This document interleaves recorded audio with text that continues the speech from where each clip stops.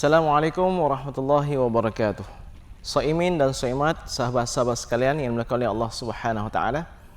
Setiap kali kita bertemu dengan Ramadan dan kita berada di penghujung Ramadan, ada sebuah ibadah yang sering dikaji, yaitu berkaitan dengan zakat fitrah. Setiap tahun kita membahas tentang zakat fitrah. Seolah-olah zakat fitrah adalah kajian baru, padahal zakat fitrah sudah ada syariatnya dari tahun 2 Hijriah semasa Rasulullah SAW masih hidup.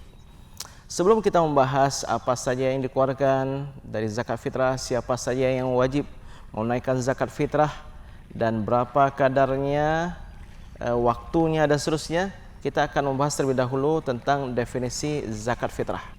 Zakat fitrah, zakat berkaitan dengan fitr. Apa arti fitr? Punya dua makna. Makna yang pertama adalah kesucian. Karena Rasulullah SAW bersabda, di antara hikmah tentang zakat fitrah adalah tuhratan lis-shaim minal lagwi war rafath.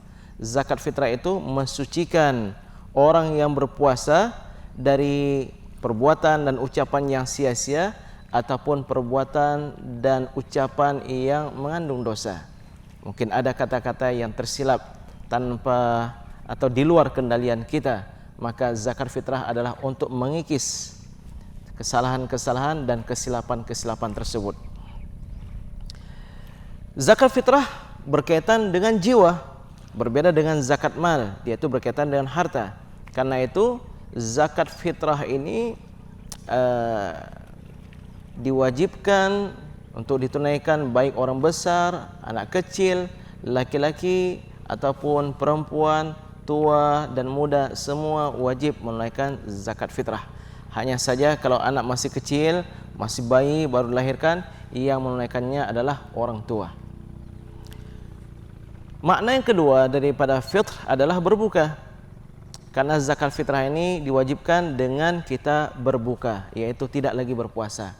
Karena itu para ulama berbeda pendapat.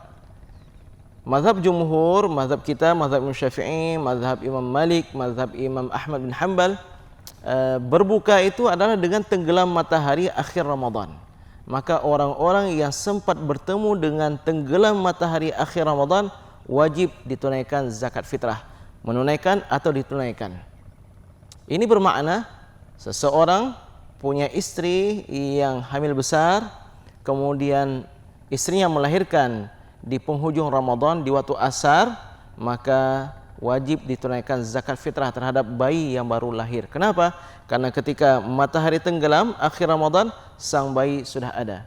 Sebaliknya, jika sang istri melahirkan setelah tenggelam matahari di waktu malam, apakah selepas maghrib atau selepas isya, tidak wajib zakat fitrah. Kenapa? Karena ketika tenggelam matahari, sang bayi belum ada. Lain halnya kalau seandainya kita memiliki ibu, memiliki orang tua yang sudah sangat tua, meninggal dunia di waktu asar. Apakah wajib kita tunaikan zakat fitrah untuk orang tua kita? Tidak. Kenapa? Karena ketika tenggelam matahari akhir Ramadan, sang ibunda sudah tidak ada lagi. Sang orang tua sudah meninggal dunia. Demikian juga kalau seandainya orang tua ini meninggal di waktu malam, wajibkah ditunaikan zakat fitrah? Wajib. Kenapa? Karena ketika tenggelam matahari akhir Ramadan, orang tua kita masih ada. Subhanallah. Karena itu terjadi perbedaan pendapat di antara ulama ya terkait dengan waktu berbuka ini. Kalau Imam Abu Hanifah mengatakan zakat fitrah wajib dengan berbuka. Kapan berbuka? Menurut Abu Hanifah berbuka itu adalah ketika tiba waktu fajar, orang tidak berpuasa lagi, dikatakan berbuka. Maka menurut mazhab Hanafi, zakat fitrah itu wajib dengan terbit fajar 1 Syawal. Siapa yang sempat semasa dengan terbitnya fajar 1 Syawal, wajib ditunaikan zakat fitrah. Kalau tidak, maka tidak wajib ditunaikan. Sahabat-sahabat sekalian yang dimuliakan oleh Allah Subhanahu wa taala, kepada siapa Allah wajibkan zakat fitrah? Allah wajibkan zakat fitrah kepada muslim yang mukallaf, baligh, berakal, dan yang ketiga yang memiliki kelebihan harta untuk dia tanggung dirinya dan orang-orang yang bersamanya, ada sisanya untuk malam lebaran dan siangnya, maka yang sisa itu wajib ditunaikan zakat fitrah. Seseorang hidup bersama istrinya dan 2 orang anaknya, berarti ada 4. Dilihat berapa kebutuhan makan mereka. Kalau seandainya 4 orang ini perlu makan, sekali makan itu 4 kaleng beras, maka yang dihitung adalah malam lebaran dan siangnya. Sekali makan 4 kaleng beras, makan siang 4 kaleng beras, berarti 8 kaleng beras. Kalau seandainya di rumahnya ada 20 kaleng beras, maka kurangi 8, ada sisa 12 kaleng beras. Maka 12 kaleng beras itulah yang wajib ditunaikan zakat fitrahnya. Maka dengan demikian kaum muslimin dilihat wajib atau berhak menerima zakat fitrah terbagi pada 3. Kelompok yang pertama, mereka yang wajib memberi zakat fitrah, yaitu orang yang kaya. Mereka wajib memberi, tidak berhak menerima. Yang kedua, mereka wajib memberi dan berhak menerima. Siapa mereka? 2 orang. Yang pertama, orang kaya yang mereka juga bertugas sebagai amil zakat. Mereka wajib memberi karena mereka memiliki kemampuan, dan mereka berhak menerima karena mereka adalah amil zakat.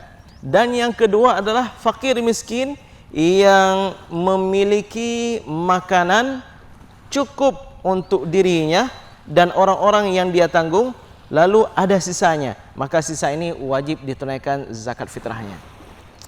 Sahabat-sahabat sekalian yang dimuliakan oleh Allah Subhanahu wa taala, selanjutnya kita akan melangkah kepada jenis zakat fitrah yang harus ditunaikan.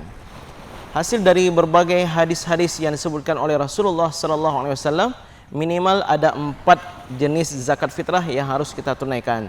Tamar, zabib atau kismis, kemudian syair, gandum, dan juga al-aqid. Al-aqid itu adalah keju. Berapa kadar yang harus kita tunaikan? Rasulullah sallallahu alaihi wasallam menyebutkan sa'an, 1 sa'. Sa' itu adalah jenis sukatan, bukan timbangan. Jadi dalam kajian fikih ada namanya mizan. Mizan itu untuk menakar berat barang. Sedangkan al-mikyal itu adalah sukatan.